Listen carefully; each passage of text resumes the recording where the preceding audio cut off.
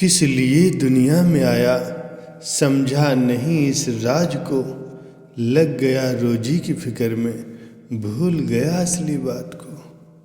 छोड़ दे तू फिक्र अपनी जिक्र कर भगवान का। फिक्र तेरी आप करेगा जिसने जामा दिया इंसान का। बंदगी मालिक की करना असली तेरा काम था। गैर ख्यालों को हटाकर दिल में बसाना प्रभु नाम था। चेत जा और जाग जा है जिंदगी दो चार दिन। कर ले नाम और भक्ति की कमाई समर जाए तेरा जीवन। प्यारे सज्जनों, संत बड़े दयालु होते हैं। वे अपने शिष्यों को इस दुनिया के माया जाल में फंसने नहीं देते।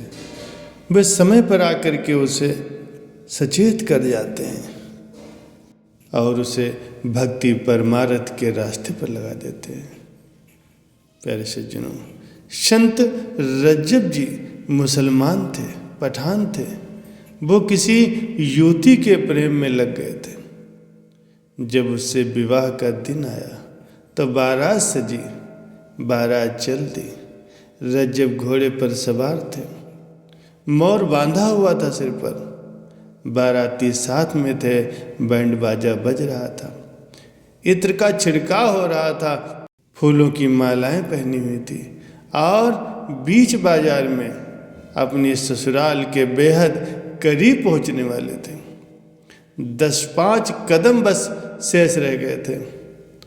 अपनी प्रेयसी से मिलने जा रहे थे, प्रेम को तैयार थे। जरा सा रुख बदलने भर की बात थी। बस यही मौका था। लोहा जब गर्म हो तब उस पर चोट करनी चाहिए। एक तरह से देखो ये मौका था, एकदम ठीक मौका था कि क्या हुआ। अचानक घोड़े के पास एक आदमी आया। उसका पहनावा बड़ा अजीब था। वो कोई फक्कड़ दिखाई दे रहा था। बारात के सामने आकर के खड़ा हो गया और उसने गौर से रज्जब को देखा। आंख से आंख मिली, वे 4 आंखें संयुक्त हो गई। उस क्षण में क्रांति घट गई। वो आदमी रज्जब के होने वाले गुरु थे, संत दादू दयाल जी। और जो कहा दादू दयाल जी ने वे शब्द बड़े अद्भुत थे। उन छोटे से शब्दों में सारी क्रांति छिपी थी। दादू दयाल जी ने आंख भर करके रज्जब को देखा। आंखें मिली और दादू दयाल जी ने फरमाया, रज्जब तय गज्जब किया, सिर पर बांधा मोर, आया था हरि भजन को, करे नरक की ठोर। बस इतनी सी बात, देर नहीं लगी। रज्जब घोड़े से नीचे कूद पड़े, मोर उतार कर फेंक दिया। संत दादू दयाल जी के पैर पकड़ लिए और कहा, प्रभु आपने चिता दिया समय पर, आपने समय पर चिता दिया और सदा सदा के लिए दादू दयाल जी के हो गए। छाया की तरह दादू दयाल जी के साथ रहे रज्जब। उनकी सेवा में उनके सदैव अंग संग्रह करते थे। वे चरण उसके लिए सब कुछ हो गए। उन चरणों में उसने सब कुछ पा लिया। बड़े अद्भुत प्रेमी हुए हैं रज्जब। जब दादू दयाल जी अंतर्ध्यान हो गए, जब उन्होंने अपना शरीर छोड़ दिया, तो तुम ये सुनकर चकित रह जाओगे कि शिष्य हो तो ऐसा हो। रज्जब ने अपनी आंखें बंद कर ली, फिर कभी भी आंख नहीं खोली। कई वर्षों तक रज्जब जिंदा रहे दादू दयाल जी के मरने के बाद, लेकिन उन्होंने कभी अपनी आंखें नहीं खोली। लोगों ने लाख समझाया कि ये बात ठीक नहीं है।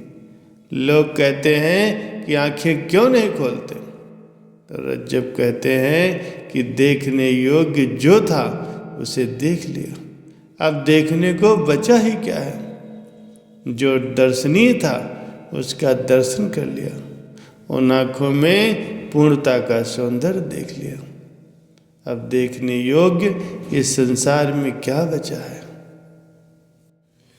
आंखें बंद करूं या खोलूं, जागूं सोऊं या कुछ बोलूं, सदा हजूर है मेरे सतगुरु, इत उत देखूं तू ही तू।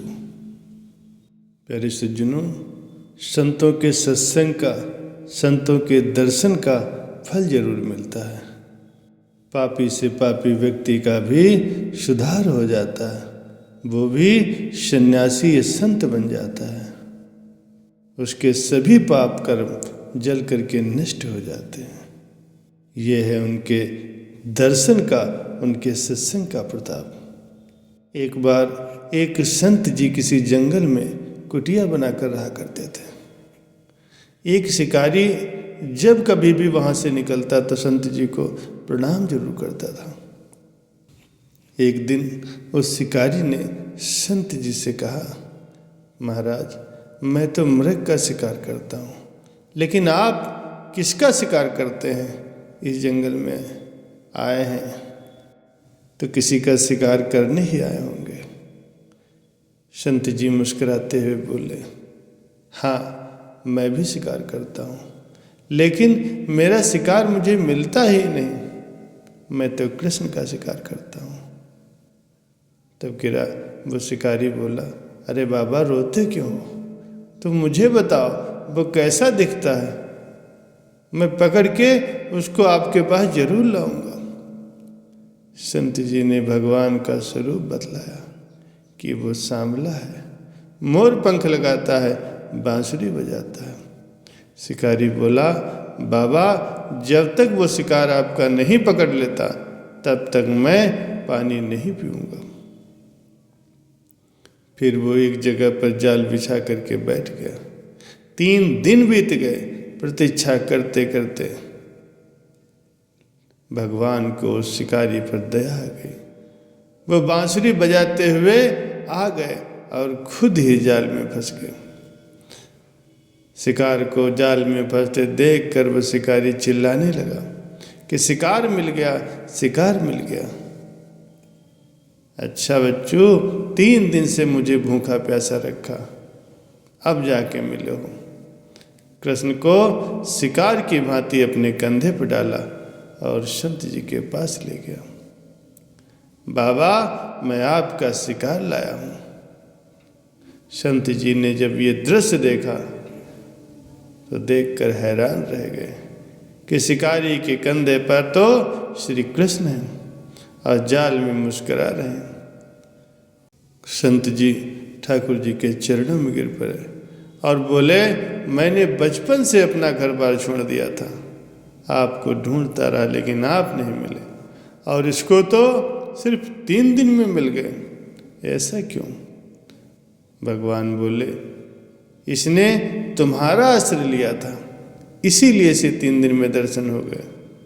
अर्थात भगवान सबसे पहले उस पर कृपा करते हैं जो संतों के चरणों को पकड़ लेता है, उनका दास हो जाता है। शिकारी को ये पता ही नहीं था कि भगवान कौन है, पर संत जी को रोज प्रणाम करता था और संत जी के दर्शन करता था।